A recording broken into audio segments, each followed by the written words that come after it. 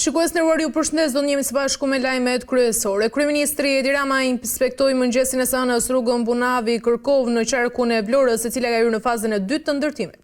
Kryeministri Edi Rama inspektoi mëngjesin e kësaj hëne rrugën Bunavi Kërkov në qarkun Vlorë, e cila ka hyrë në fazën e dytë të ndërtimit. Kreu qeverista se ky projekt hap një perspektivë të re zhvillimi për 7 fshatra të njësive Shushit dhe Llakatund. I pranishëm ishte edhe ministri i Mbrojtjes Piro Vengu, i cili u shpreh se rruga e re do të shërbejë dhe bazës ushtarake të Bunavis, e cila do të ketë rreth 500 forsat emergjencave civile. Ndërkaq Rama foli edhe për projekte të tjera në këtë zonë, por nuk munguan as batutat me qytetarët e pranishëm në inspektimin që kryeministri shqiptar Edi Rama bëri mëngjesin e kësaj hëne.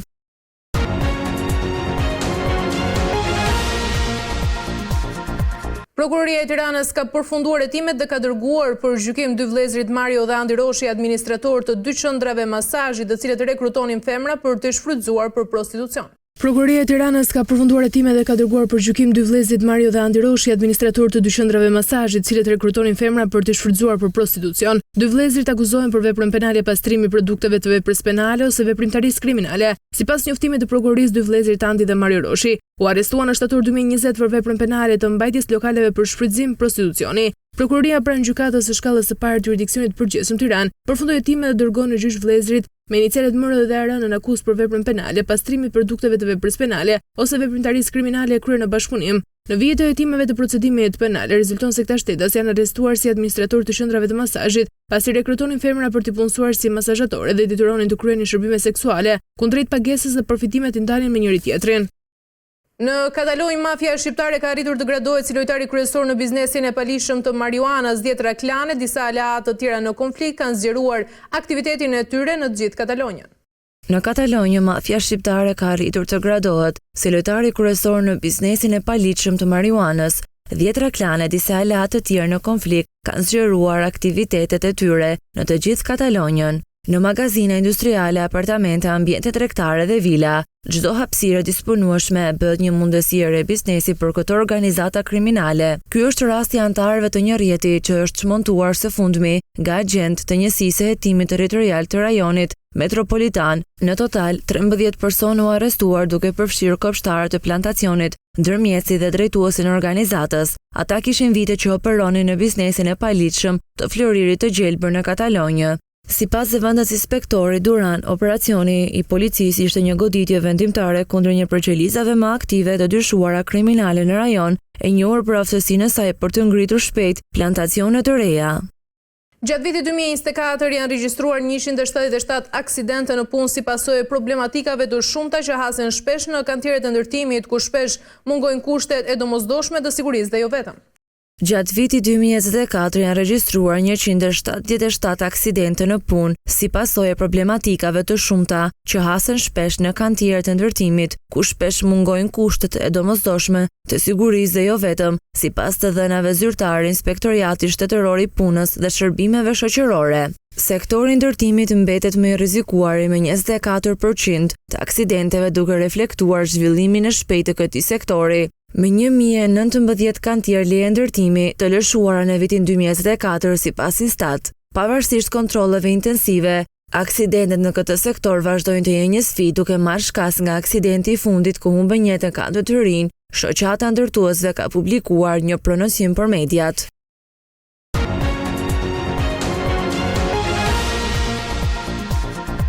Ministria e Mbrojtjes publikoi deklaratën e përbashkët të firmosur në Tiranë më 18 mars nga ministrat e mbrojtjes të Kosovës, Shqipërisë dhe Kroacisë në kuadër të bashkëpunimit në fushën e mbrojtjes që ngjalli dhe reagimet e Serbisë dhe Malit të Zi. Ministria e Mbrojtjes publikoi sot deklaratën e përbashkët të firmosur në Tiranë më 18 mars nga ministrat e mbrojtjes të Kosovës, Shqipërisë dhe Kroacisë në kuadër të bashkëpunimit në fushën e mbrojtjes që ngjalli dhe reagimet e Serbisë dhe të Malit të Zi.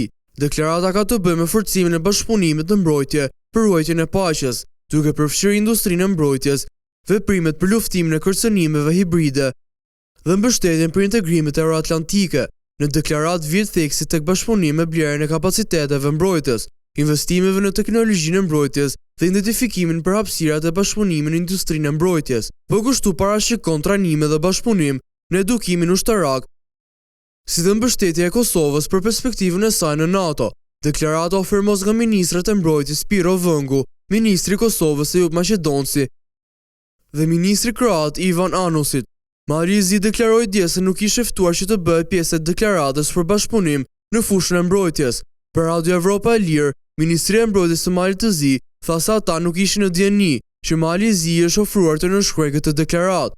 Ndërkohë presidenti i Serbisë Aleksandar Vučić vlerësoi se me nënshkrimin e deklaratës në fushën e mbrojtjes, Kroacia, Shqipëria dhe Kosova kanë hapur një garë armatimi në rajon dhe kanë shkelur marrëveshjen rajonale të vitit 1996.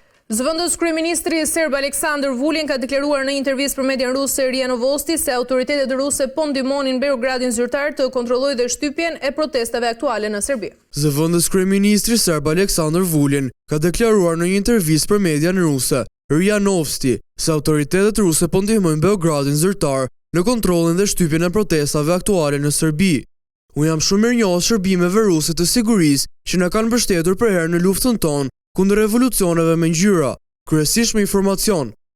Ai ka akuzuar shërbime perëndimore si financojnë dhe organizojnë revolucione me ngjyra që shprehet të protestat e vazhdueshme në Serbi. Një akuzë kjo që në të vërtetë paralajmëron se Rusia ka aksione të forta në pushtetin serb, por edhe preson mbi të. 18 muaj pa një takim të nivelit të lartë, dialogu mes Kosovës dhe Serbisë ka mbetur në vendnumër, me të dyja vendet të përfshira në sfidat e brendshme, marrëveshje përfundimtare duket e largët. Analistët argumentojnë se bashkësia ndërkombëtare duhet ta shtyjë përpara njëjën reciproke mes tyre, jo thjesht normalizimin e marrëdhënieve, dhe të ketë një plan B nëse dialogu dështon.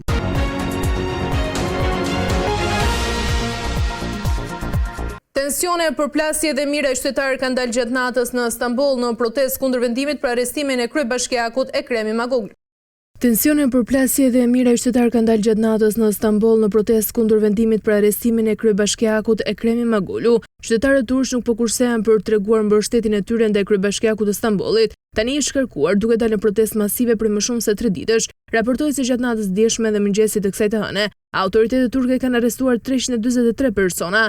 Ministria e Brendshme tha se protestat u mbajtën në 10 qytete, përfshirë Stambollin dhe Ankaran, dhe se arrestimet u kryen për të parandaluar prishjen e rendit publik. Autoritetet paralajmëruan se nuk do të toleronin kaos dhe provokim gjatë këtyre demonstratave. Prej 22 marsit me 10 mijëra turq dolën në rrugë për të protestuar kundër arrestimit të Imamoglu, i cili ishte rivali kryesor politik i presidentit turk Recep Tayyip Erdogan.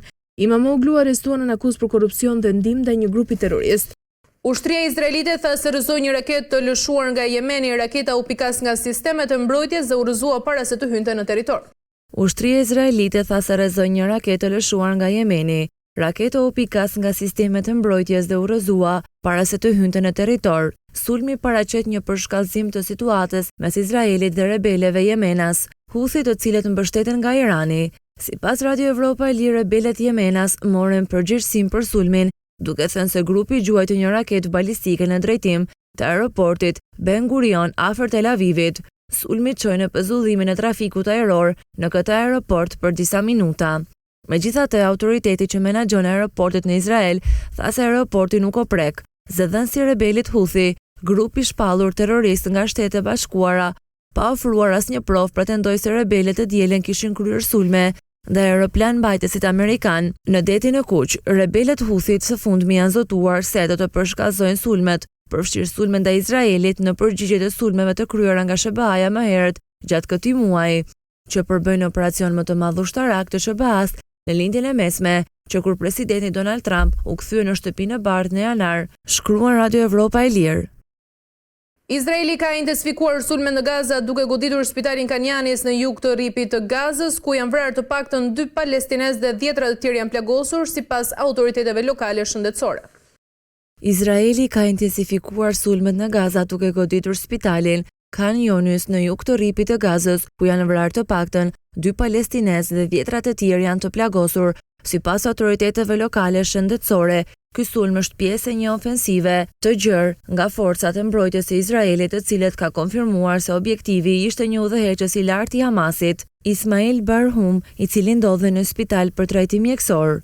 Barhum, i cili është emëruar si kryeministri i ri i Hamasit pas vdekjes së Isam Dalis disa ditë më parë, është vënë në shënjesër nga Izraeli si pjesë e përpjekjeve të vazhdueshme për të eliminuar liderë e grupit militant. Ministri i jashtëm izraelit Israel Katz deklaroi se ofensiva e Izraelit do të vazhdojë deri në lirimin e të gjitha pengjeve, duke sinjalizuar se lufta e Gazës mund të hyjë në një fazë të re më të egër. Ky sulm ka shkaktuar reagime të fuqishme nga Hamas, i cili ka konfirmuar vdekjen e Barhum dhe ka premtuar hakmarrje. Forcat izraelite gjithashtu kanë nisur operacione toksore në pjesët veriore dhe jugore të rripit të Gazës, duke përshkazuar më tej situatën që tashmë është në prag të një konflikti të pafund. Përveç kësaj, sulmet të tjera të dielën kanë lënë rreth 40 të vdekur palestinesë, duke thelluar krizën humanitare në rajon dhe duke rritur tensionin ndërkombëtare.